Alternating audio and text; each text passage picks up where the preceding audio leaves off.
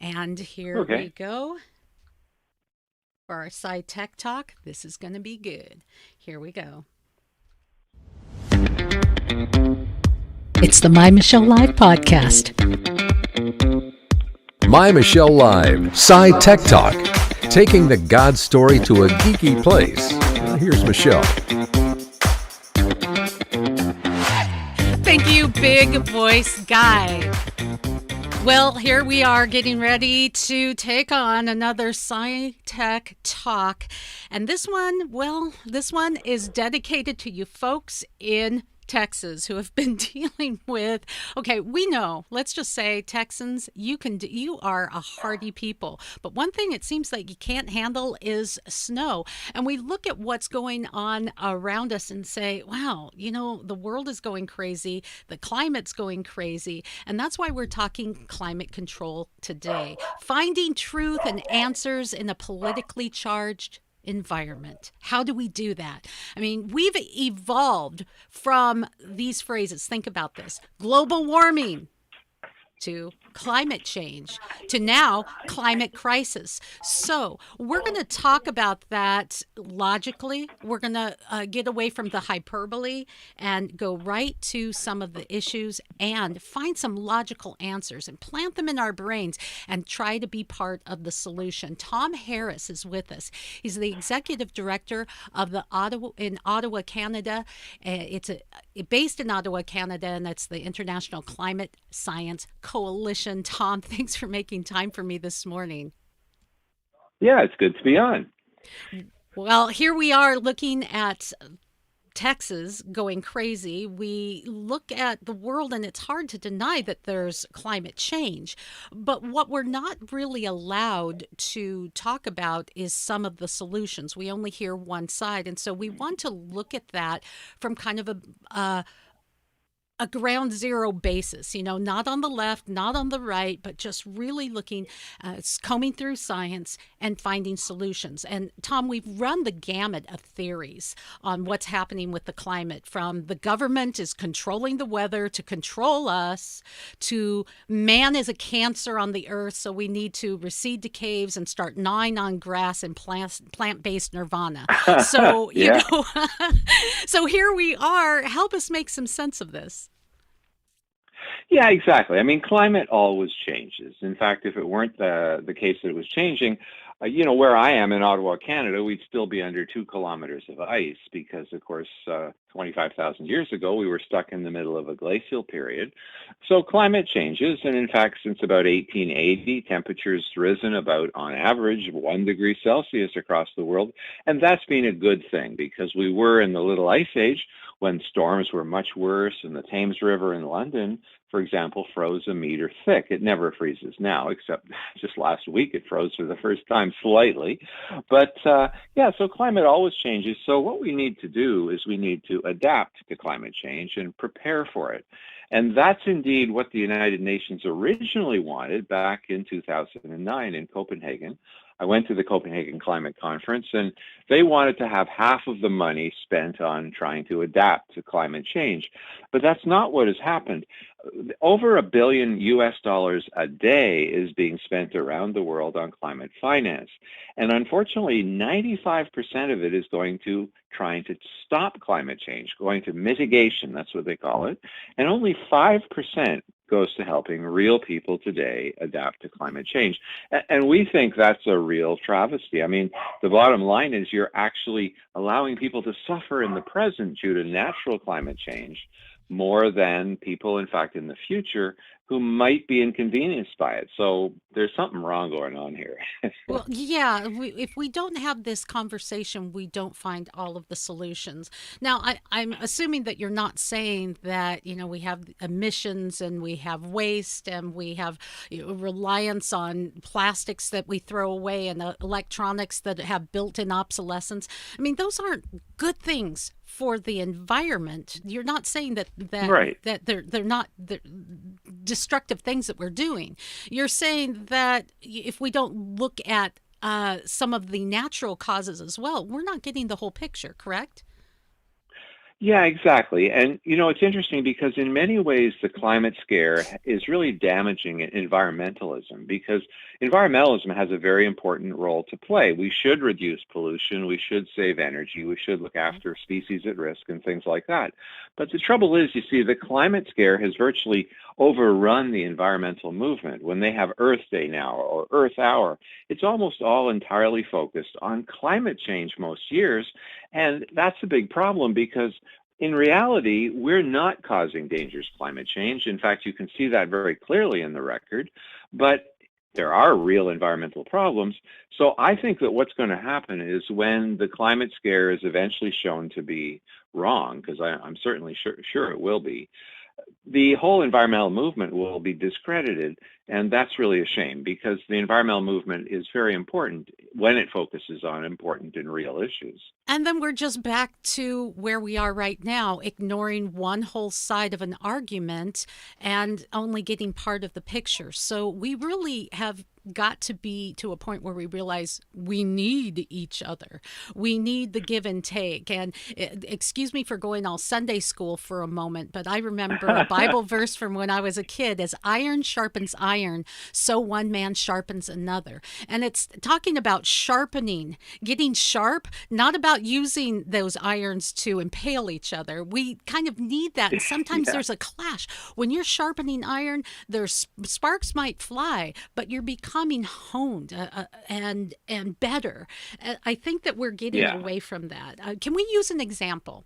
The Keystone Pipeline. The Keystone Pipeline, of course, a lot of people have concerns about the environment, as well they should. But if we completely say we don't want this in North America, we surrender our right and our ability to keep an eagle eyes watch on what's going on environmentally, because Saudi Arabia and a lot of the countries in the Middle East are not going to say, yeah, come on in, make sure we're doing the right thing. Yeah, exactly. And pipelines, of course, are the least environmentally damaging way to transport oil. There's no way that we're going to go off oil very, very quickly. 80% of America's electricity comes from fossil fuels. And in fact, 80% of the electricity around the world comes from fossil fuels.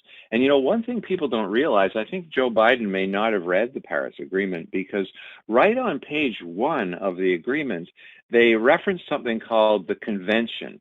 And what they're talking about is the Framework Convention on Climate Change. This is a treaty that was signed in Rio de Janeiro in 1992, and it's the foundation of all UN climate agreements, including the Paris Agreement, as well as the Kyoto Protocol and others. And this Framework Convention, it was signed by George Bush the first.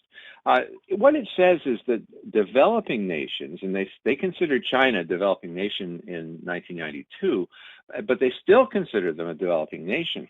So they said that developing nations, their first and overriding priority is poverty alleviation and development, not greenhouse gas emission reduction. So if you think about it, what's going to happen in 2030 when, according to the Paris Agreement, the Chinese have to stop increasing emissions? What will happen is they will continue to build coal stations, coal-fired power plants. And what they'll say when people object, they'll say, oh, you're supposed to cap emissions. They'll say, no, we have an out clause in the Framework Convention on which Paris is based. We actually have our first and overriding priority is poverty alleviation and development. And the only way we can alleviate poverty and develop is to continue our cheapest form of power, which is coal.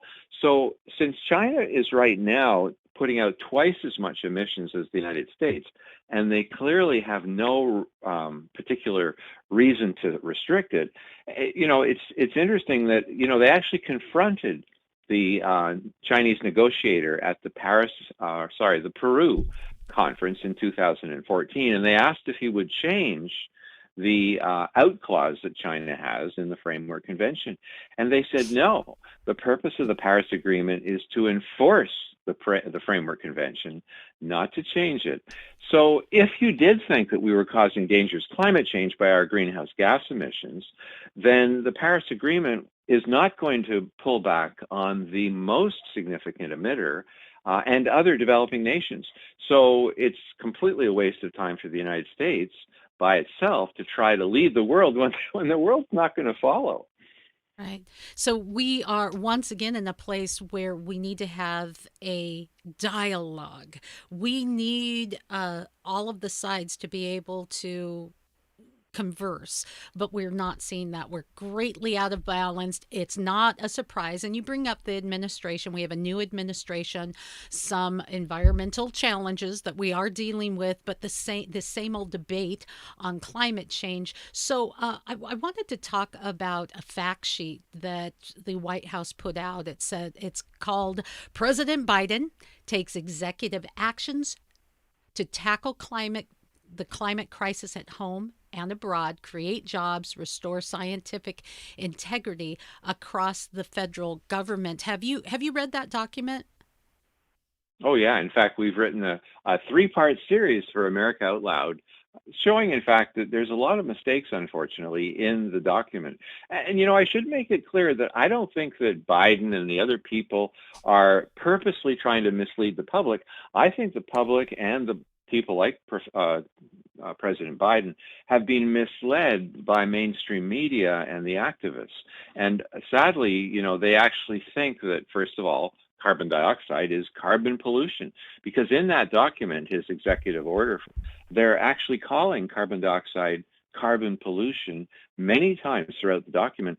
And if Wait, you think that's about what it, we doesn't breathe really out. That's like, okay, yeah. if you really love the environment, you can breathe in all you want. Just don't breathe out. There we go. That's right. I'm doing my part. That's right.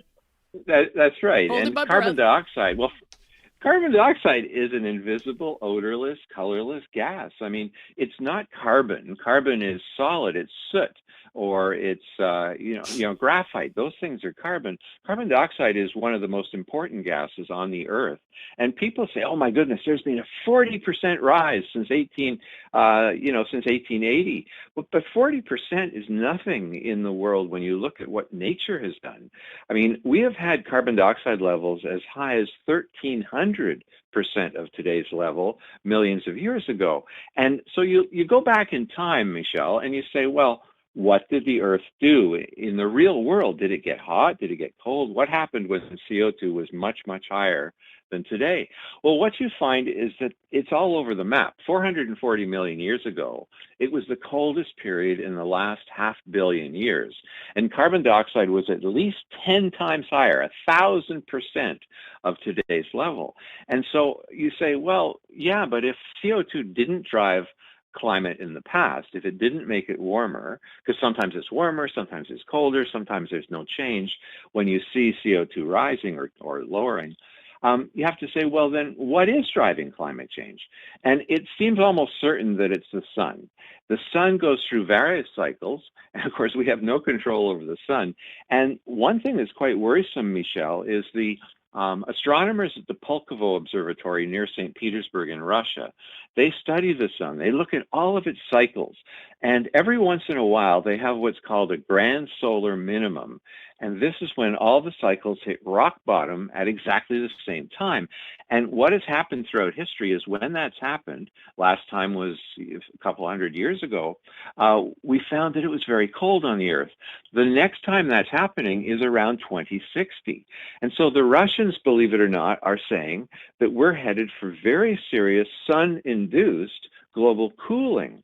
And I think this really illustrates how immature the field really is. I mean, if you have some scientists saying, oh, we're headed for dangerous global warming, others saying dangerous global cooling, well, obviously the science is all over the map. And so I always laugh when I hear Al Gore say the science is settled. And I say, well, what planet are you from? that is one of my pet peeves, that phrase, settled science. Just one moment, I just want to address you as you're listening today. Science, by its very nature, is never settled. It must be poked, it must be prodded, it must be challenged, and that's how new discoveries come about. Once we say science is settled, we might as well just make camp and start a new dark age. Sorry, Tom, had to say that. All right, got that off my chest. I feel better now. Yeah, and the whole concept that Al Gore's film was called Inconvenient Truth and Truth to Power, and his second one.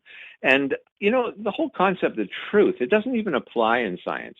I took a course quite a while ago by Professor Goldman from Lehigh University near Chicago.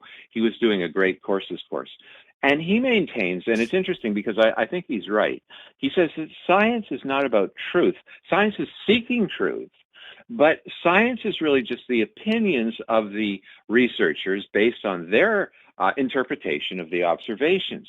And that's a very subjective thing. I mean, different people interpret the same data quite differently. And of course, in many cases, they have different data. So you're quite right. Science is never settled. There's never truth. We search for truth. We get better and better theories, and over time, we come to eventually call them theories. But we have to remember that even Newton was considered some sort of almost a demagogue in the scientific community. He had broken through a barrier. He had discovered truth about nature.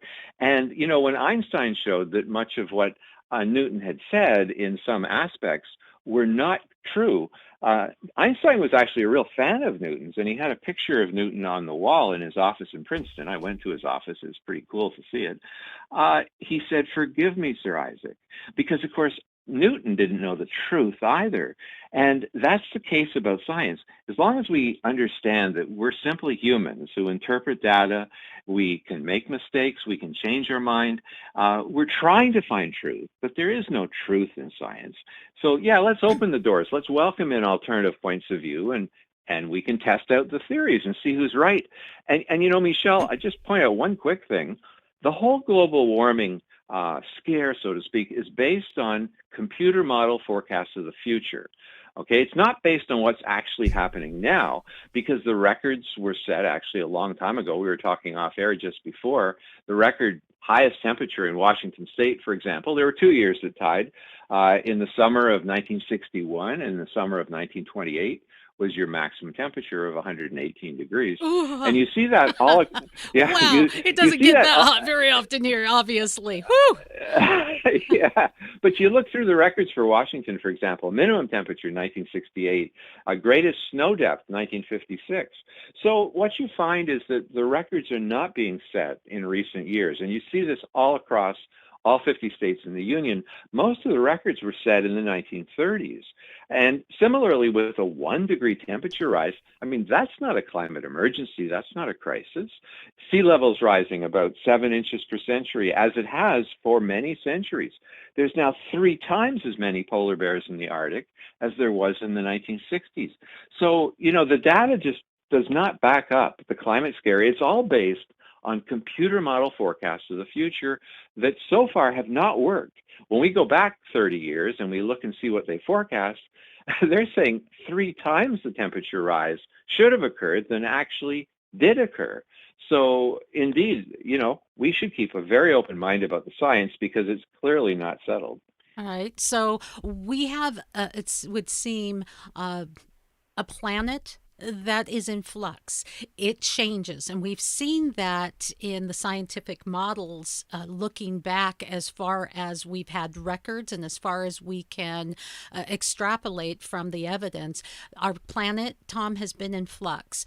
The climate changes. It gets warmer. It gets cooler. It may actually be part of the system programming, if I could say, of our planet that keeps us habitable for the life that we have on our planet. I think that's important to note. However, there is, and I know that you've done talks on this, there's a balance between being smart about our environmental challenges, being smart about our use of things to take care, to be caretakers, if you will, of our environment, and to help people adapt and maybe even initiate good science and good discoveries to offset some of the negative effects of climate change, be it natural or be it man-made.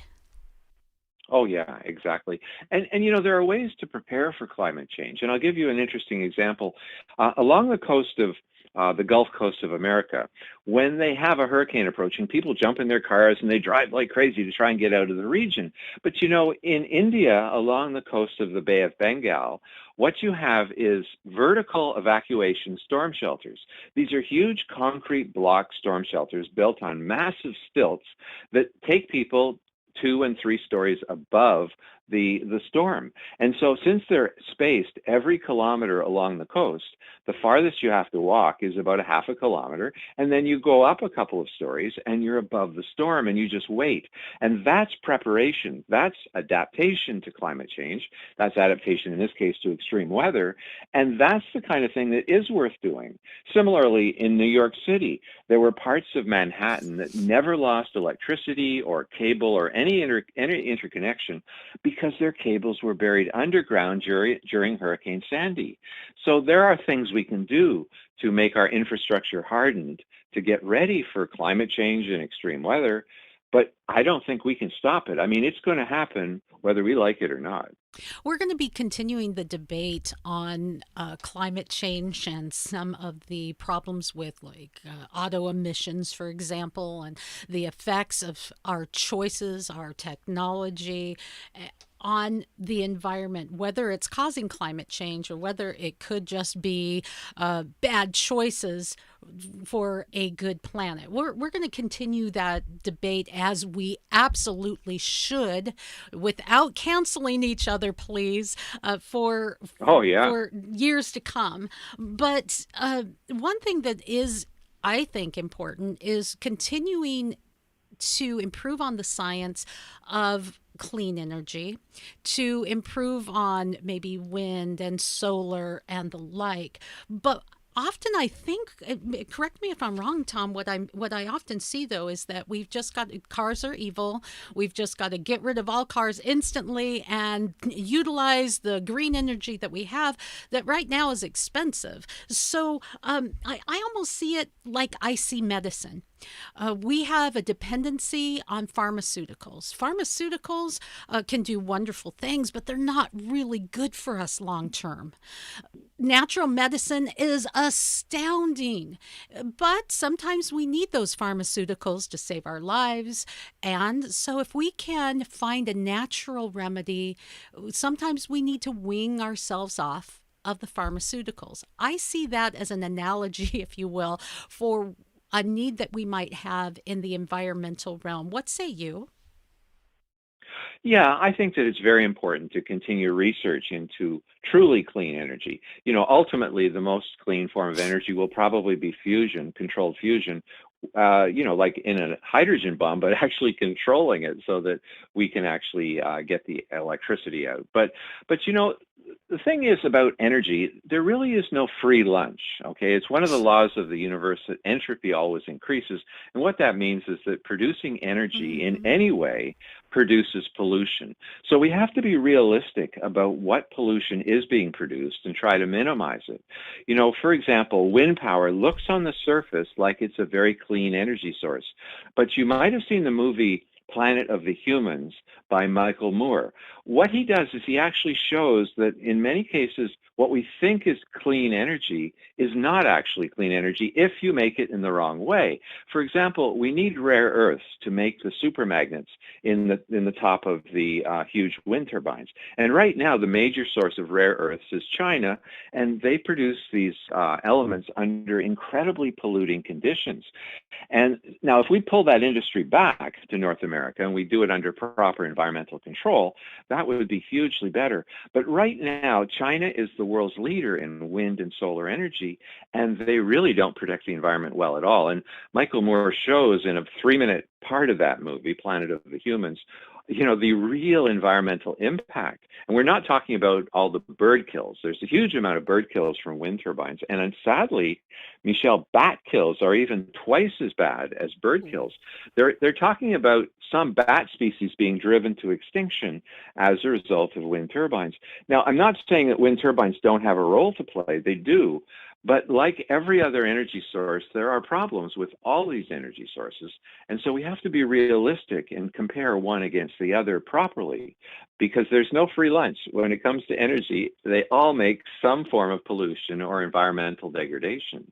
Oh, Tom, that is one of the most reasonable things I've heard in a long time concerning our environment and climate change, that there really is no free lunch. That helps us to bring it back to a reasonable conversation instead of these crazy, divided, and sometimes even extreme ideologies that disallow for any kind of dialogue. I am just so grateful for your time today, and I just wanted to turn over to you for our final moments, just thoughts, maybe words of encouragement, things that maybe we're not hearing from the mainstream media that you think that we need to know as we move forward as human beings. Yeah, for sure. The climate scare has become actually one of the biggest industries in the world. There's over $1 billion a day being spent on it. And the sad thing is there are many real environmental concerns that we know need our help and need monies and things like that. I mean, water pollution, the oceans, plastics, everything you were mentioning, those are real issues. So what we need to do is we need to open our minds to the possibility that the climate scare has been hugely exaggerated to the extent that it's swamping all the other real environmental concerns. And I direct people to what's called Climate Change Reconsidered. This is a report put out by the Non-Governmental International Panel on Climate Change. People can check it out. It's climatechangereconsidered.org. And in there, they have thousands of scientific peer-reviewed references that show that the climate issue has been hugely exaggerated and that we really should be focusing more on environmental concerns that we know are significant and we know we control. And so, yeah, we got to open the debate and stop canceling each other. I mean, that's crazy. We should be opening it and trying to decide what's the best approach to protecting our environment. And we started that conversation here, and I hope it continues. As you're listening, please like this, share this, copy the link, let people know. A reasonable discussion on climate change. How often do you hear that? Well, you will hear it a lot if you are in touch with the executive director of the International Climate Science Coalition, based there in Ottawa, Canada, our good neighbors to the north. Tom, this has been enlightening and so encouraging. I think I almost can use the word empowered. You feel so much more empowered instead of a kind of a doom and gloom. You've left us hopeful, and I really thank you for that. Yeah, that was fun. Thanks, Michelle. Well, I hope we get to do it again soon. Thanks again.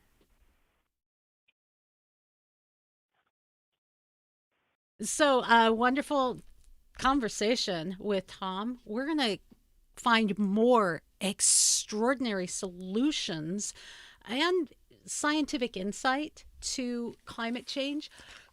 We're still streaming live.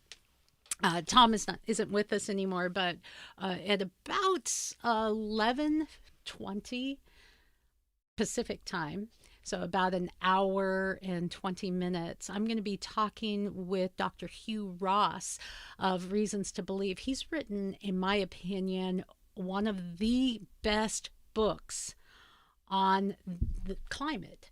It is so balanced and so without the left wing, right wing, environmentalist, or go ahead and, do whatever you want, nothing's affected. It's very balanced, very scientific based, and some really extraordinary answers that we should be talking about. Politicians seem to be deadlocked and set in their ways, listening to only those folks that feed their own ideology and keep them in power. So that conversation has to start with us, you and me. So I'm having the conversation here. If you have questions about the environment and you're watching right now, go ahead and send me an email. Go to MyMichelleLive, wherever you're listening to this right now. Just send me a quick message and I'll ask our next scientist. You can join me at about 11:20 Pacific time, about an hour and 20 minutes. Thanks for watching.